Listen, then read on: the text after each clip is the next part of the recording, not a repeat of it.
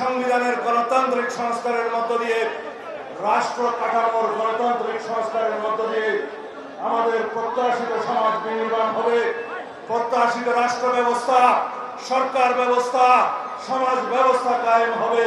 এইটাই হবে আজকের দিনের অঙ্গীকার, এইটাই হবে আমাদের আজকের দিনের শপথ। আগামী দিনে যে সমস্ত সংস্কার জাতীয় ঐক্যমত্যের ভিত্তিতে গৃহীত হবে, সনদে স্বাক্ষরিত হবে, প্রত্যেকটি সংস্কার পরবর্তীতে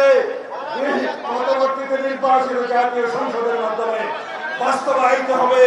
এটাই হবে একমাত্র বৈধ এবং সাংবিধানিক প্রক্রিয়া বাংলাদেশের সকল সংস্কার কার্যক্রম বাস্তবায়নের জন্য।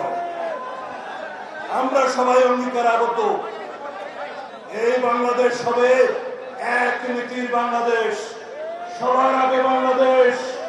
আমাদের কোন প্রভু থাকবে না বিদেশে, আমাদের বন্ধু থাকবে। এই বাংলাদেশ তাবেদার মুক্ত থাকবে। এই বাংলাদেশ স্বাধীন, সার্বভৌম, গণতান্ত্রিক রাষ্ট্র হিসেবে আমরা সকলেই মিলে ঐক্যবদ্ধভাবে প্রতিষ্ঠিত করব। এই ঐক্য হবে ফ্যাসিবাদ বিরোধী জাতীয় ঐক্য, আমাদের শক্তি হবে ফ্যাসিবাদ বিরোধী জাতীয় ঐক্য আমাদের শক্তি। এই শক্তিকে সমুন্নত রেখে আমরা এই জাতিকে দীর্ঘ উচ্চতায় আমরা নিয়ে যাব, শীর্ষ উচ্চতায় নিয়ে যাব, সমৃদ্ধির শিখরে নিয়ে যাব।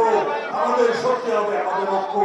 ফ্যাসিবাদ বিরোধী সেই জাতীয় ঐক্যকে সামনে রেখে ইনশাআল্লাহ আমরা ঐক্যবদ্ধভাবে গণতন্ত্রের রাস্তায় হাঁটবো। আমরা সকল গণতান্ত্রিক শক্তির ভিতরে কোনো বিভেদ চাই না। যারা বিভেদ সৃষ্টির চেষ্টা করছে তারা বাংলাদেশের পক্ষের শক্তি না। যারা নির্বাচনের বিপক্ষে কথা বলছে তারা বাংলাদেশের পক্ষের শক্তি না। যারা ঐক্য ভঙ্গের চেষ্টা করছে তারা বাংলাদেশের পক্ষের শক্তি না। আমরা সকলেই বাংলাদেশের পক্ষের শক্তিকে সাথে নিয়ে, গণতন্ত্রের সকল পক্ষকে সাথে নিয়ে